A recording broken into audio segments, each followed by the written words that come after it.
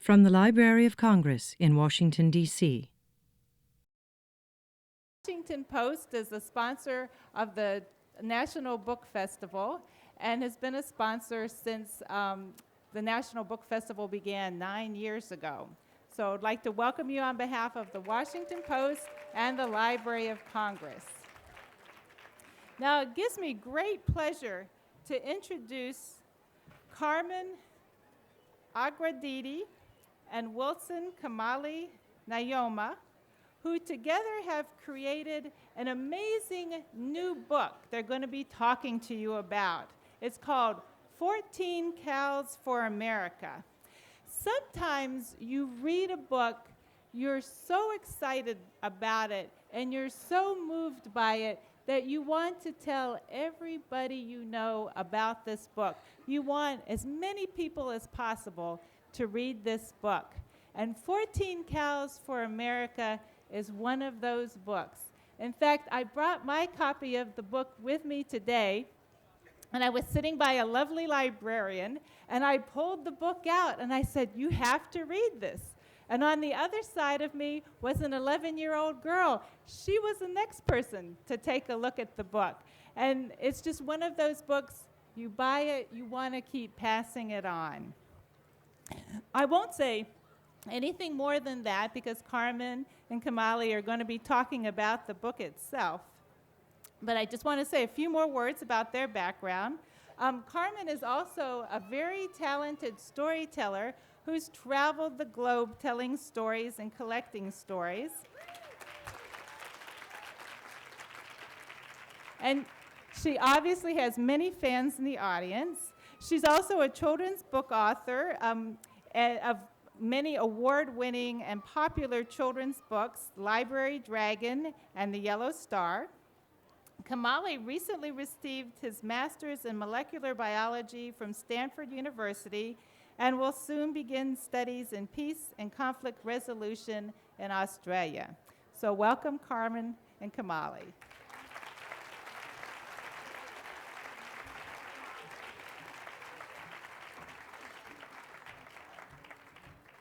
First, I have to say thank you for that incredibly gracious introduction.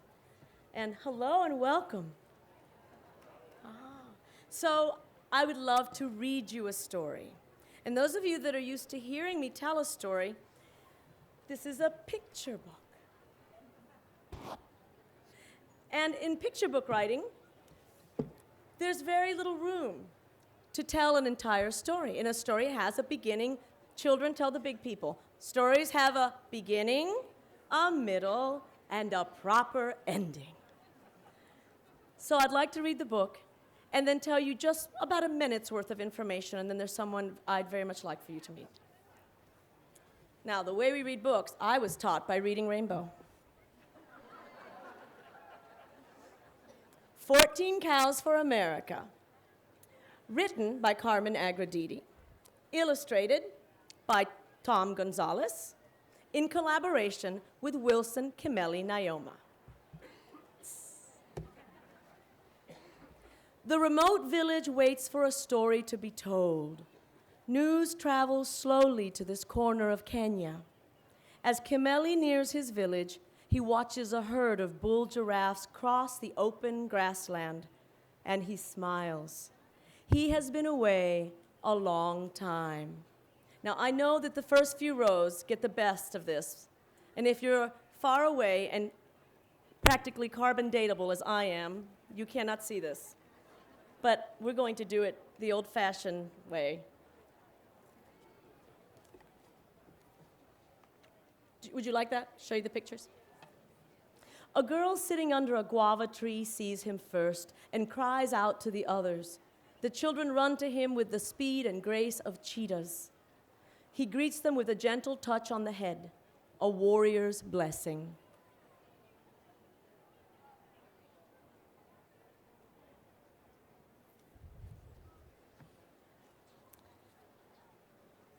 The rest of the tribe soon surrounds Kimeli. These are his people. These are the Maasai.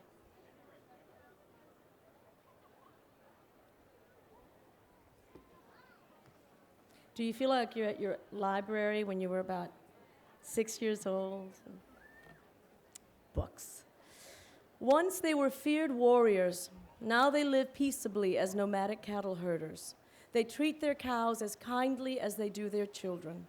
They sing to them, they give them names, they shelter the young ones in their homes. Without the herd, the tribe might starve. To the Maasai, the cow is life.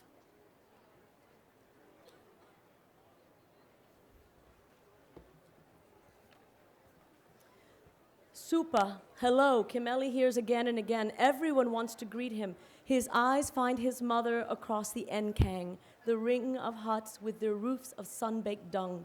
She spreads her arms and calls to him, Aqua, welcome, my son. Kimeli sighs. He is home. Did I pronounce that correctly, Kimeli? So. This is sweeter and sadder because he cannot stay. He must return to the faraway country where he is learning to be a doctor. He thinks of New York then. He remembers September. A child asks if he has brought any stories. Kimeli nods. He has brought with him one story. It has burned a hole in his heart.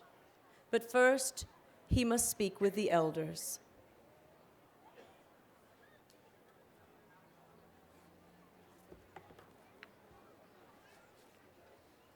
Later, in a tradition as old as the Maasai, the rest of the tribe gathers under an acacia tree to hear the story. There's a terrible stillness in the air as the tale unfolds. With growing disbelief, men, women, and children listen. Buildings so tall they can touch the sky, fires so hot they could melt iron, smoke and dust so thick they could block out the sun. I think Tom Gonzalez did a masterful job with this illustration. As you can imagine, it was a difficult one to render.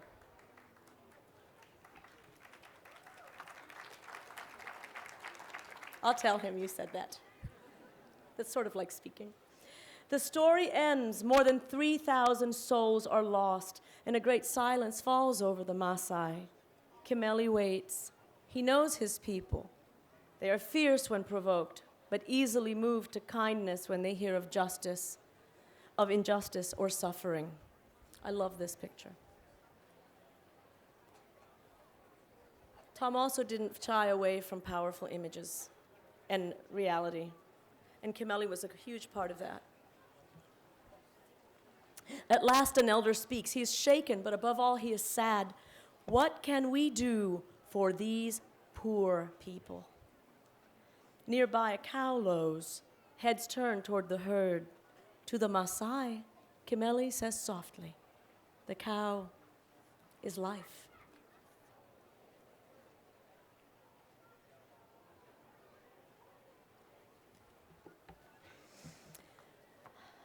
Turning to the elders, Kimeli offers his only cow and Karis. He asks for their blessing and they give it gladly, but they wish to give something more.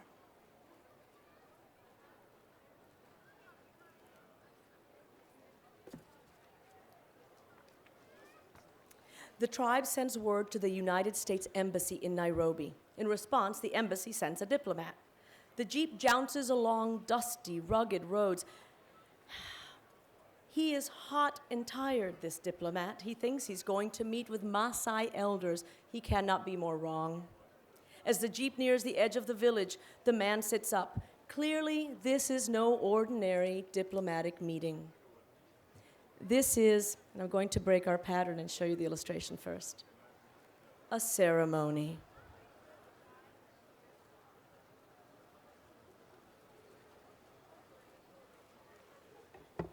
Hundreds of Maasai greet the American in full tribal splendor. At the sight of the brilliant blood-red tunics and spectacular beaded collars, he can only marvel. It is a day of sacred ritual. Young warriors dance, leaping into the air like fish from a stream. Women sing mournful songs. Children fill their bellies with milk. Speeches are exchanged. And now it is time. Kimeli and his people gather on a sacred knoll far from the village. The only sound the gentle chiming of cowbells. The elders chant a blessing in Ma as the Maasai people of Kenya present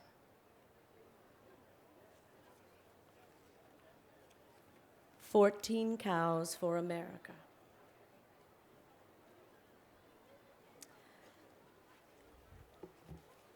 Because there is no nation so powerful it cannot be wounded, nor a people so small they cannot offer mighty comfort.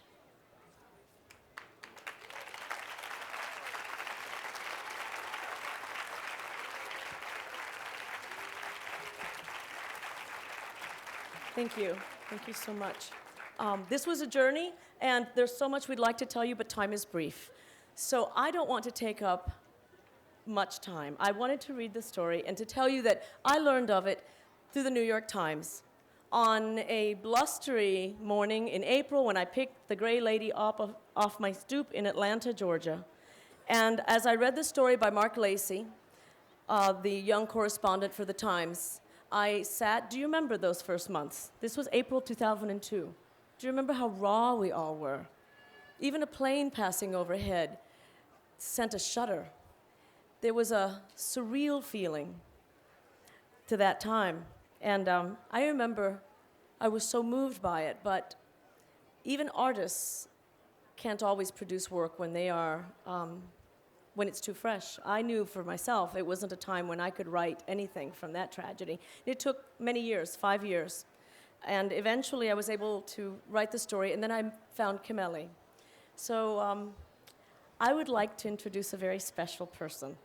Kimeli has flown in. He's been in Kenya the last few weeks with his family and his tribe. And he's here today, and he has some things to say as well. And then we're going to open up the floor for questions. Would you like that? All right. So Wilson Kimeli Naiyomah, please welcome.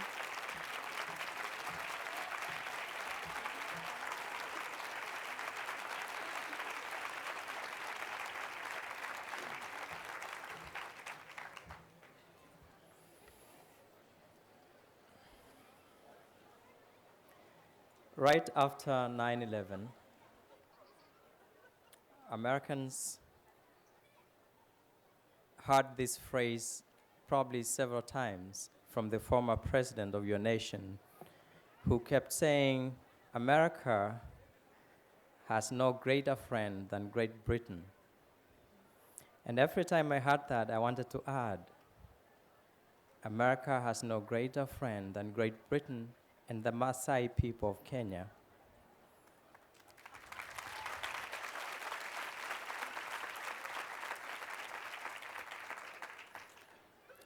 And truly, the American people proved that they do have an affinity and affection for the people of Kenya, because about 6 years after we gave 14 cows, you elected a kinsman of mine to the White House.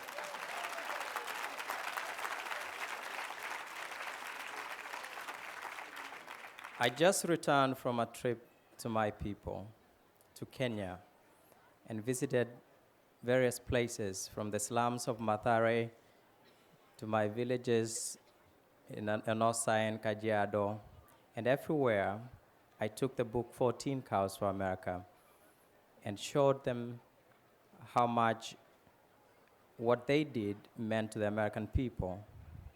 And they sent greetings, and I see in their eyes, my people still comfort you. This is not just a story.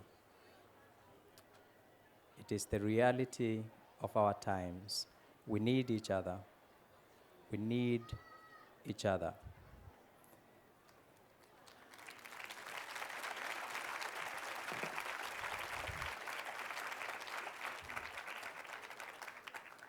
I was told to tell you why cows, why not money, why not grains, why not anything else? Why did we give 14 cows? I want you to imagine a tribe that believes when God made them, He put them on a cowhide, and let them walk down to earth, old men, women, and children, and followed by cows. When these people touched the ground in a deep valley called the Kerio Valley in Kenya, they were not supposed to do any agriculture. They had to live on the cows. So this is the belief. This is probably a myth. But as you know, the way you believe is the way you live. And therefore, we believed that the cow was what we had to live on as Maasai. It was the center of our lives. If the cow did not exist, then we as a people would not exist.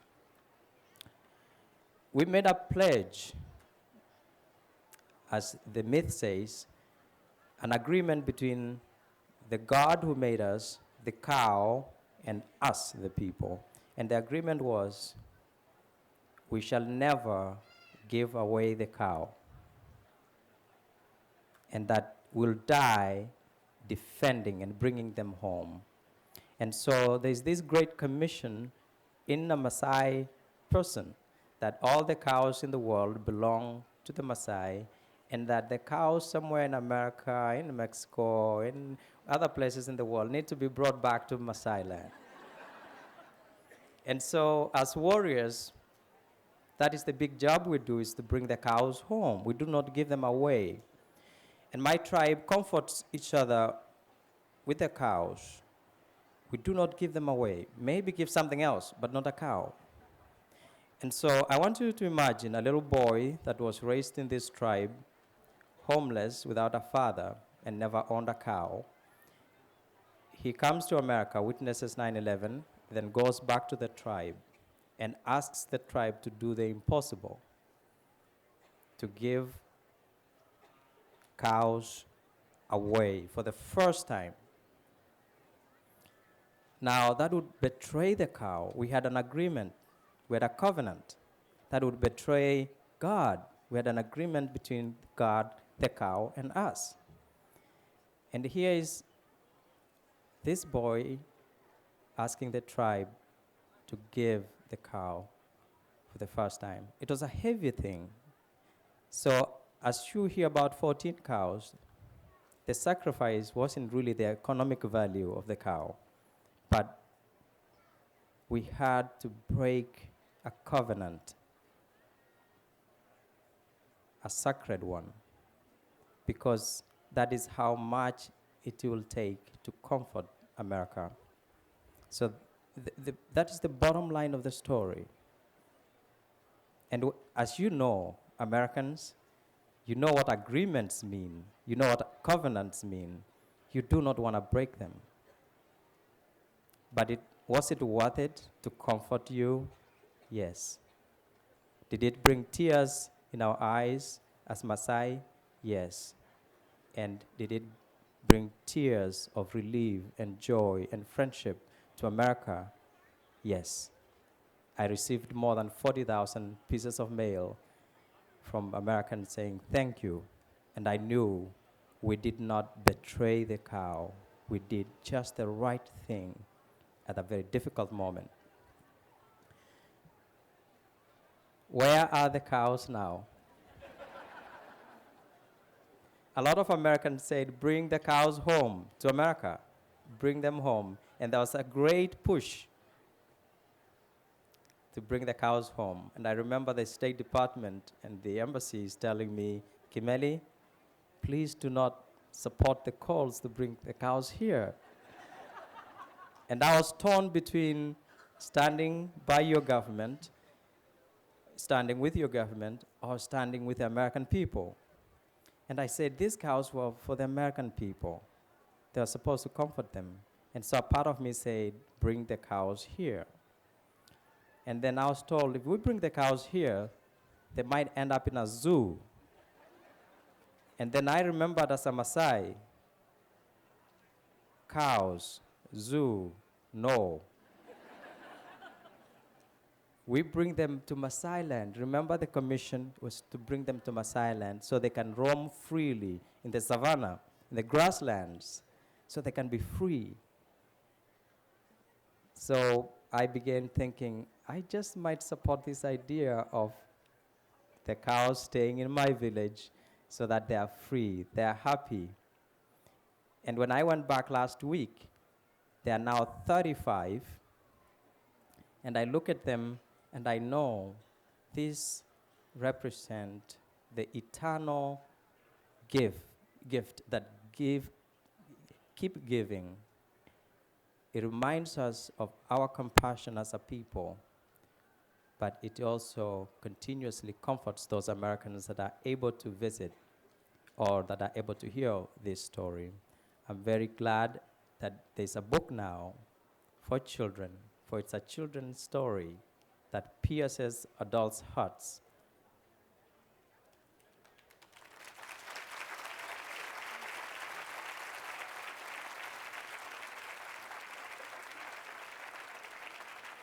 My hope is every anniversary of 9/11, when Al-Qaeda and Osama bin Laden releases a tape or something like that,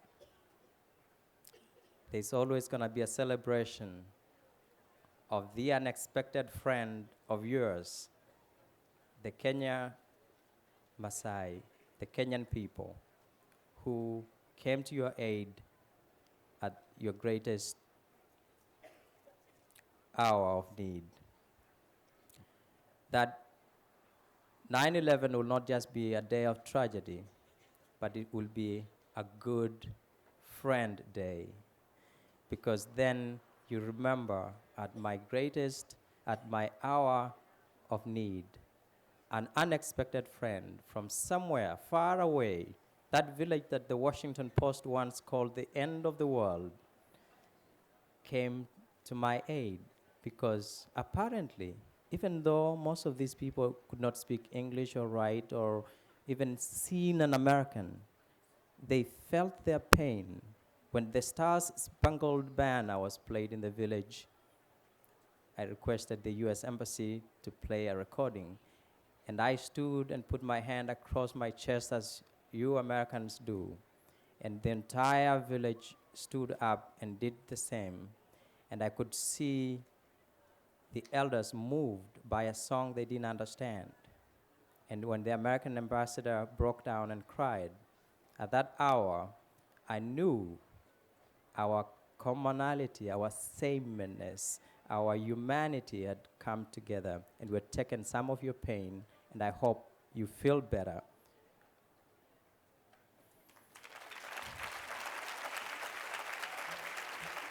Thank you very much.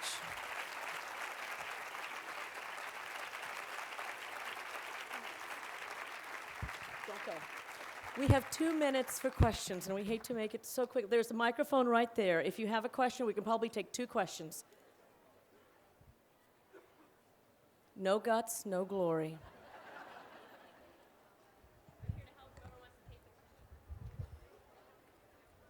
Any questions? Yes, just bellow it out.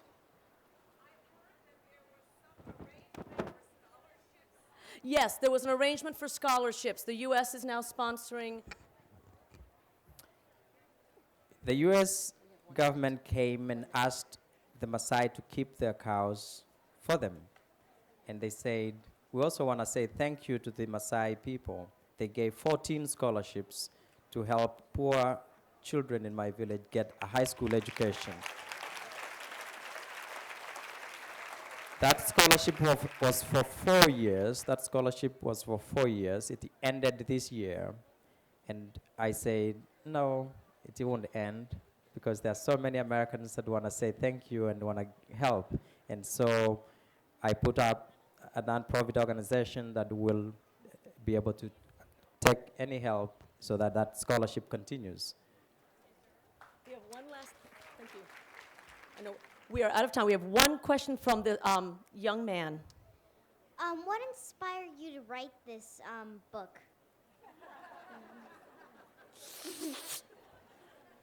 I don't like kids at all. the story that I read in the newspaper. Writers get ideas from many places. Things we read, places we sit too long in a theater and we hear a great conversation in the back and stay after everyone's gone because we want to know the ending. We get stories from many places. This one came from something that really happened. And now we hate to leave you, but we thank you for coming, and we thank Kimeli and the Maasai especially for their mighty gift.